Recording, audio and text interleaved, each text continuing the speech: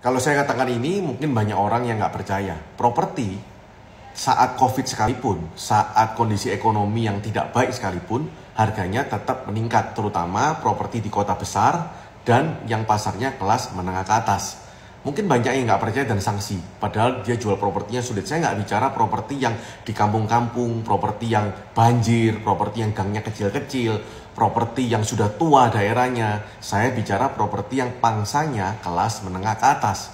Tahun 2019, properti luas tanah 300 di Surabaya dengan bangunan 2,5 lantai, itu harganya cuma 7 miliar lakunya. Hari ini itu lakunya bisa 9 miliaran. Contoh lain, tanah di daerah kelas atas, itu tahun 2019 itu lakunya cuma 18 juta sampai 19 juta per meter. Harga laku ya. Hari ini lakunya bisa 23 sampai 24 juta per meter. Tapi apakah semua properti meningkat? Tidak.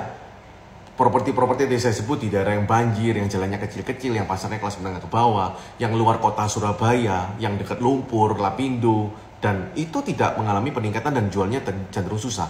Kenapa? Karena saat kondisi sulit, orang membeli propertinya sangat-sangat selektif. Yang kedua, karena kita tinggal di kota yang kota besar, di mana di situ ada orang kuliah, ada orang sekolah, dari luar pulau pun ke sini, kota dagang, kota pendidikan, kota kuliner, kota wisata, orang buka kantor juga di sini, buka pabrik juga di sini, tempat tinggalnya lebih walaupun pabriknya di Sidoarjo, pabriknya di Gresik, tinggalnya tetap di Surabaya. Walaupun pabriknya di Nganjuk sekalipun, tinggalnya tetap di Surabaya. Jadi Surabaya masih difavoritkan menjadi kota untuk tempat tinggal. Nah itulah kenapa hukum ekonomi terjadi. Semakin banyak orang kepingin tinggal, maka akan semakin kuat harganya, permintaannya semakin tinggi.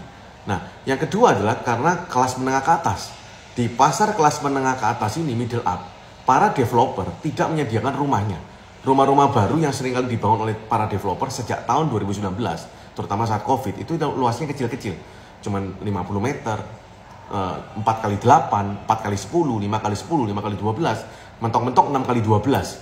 Sangat sedikit yang membangun luas di atas 100 meter. Sedangkan di pasar secondary market itu yang menyediakan. Di mana pasar secondary market, jika ada rumah yang baru, yang modelnya siap pakai dan modelnya modern, itu pasti laku dengan harga yang tinggi. Karena sasarannya adalah untuk para orang-orang yang mampu. Ingat sekali lagi, orang yang mampu. Nah ini jadi PR juga untuk kota-kota satelit di sekitarnya, di mana kalau kita nawarkan klien seringkali maunya di mana? Harus Surabaya, nggak mau di luar Surabaya.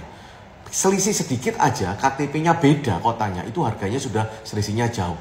Nah inilah pentingnya transportasi umum, pentingnya infrastruktur supaya bisa merasakan membuat kota lain seperti Surabaya.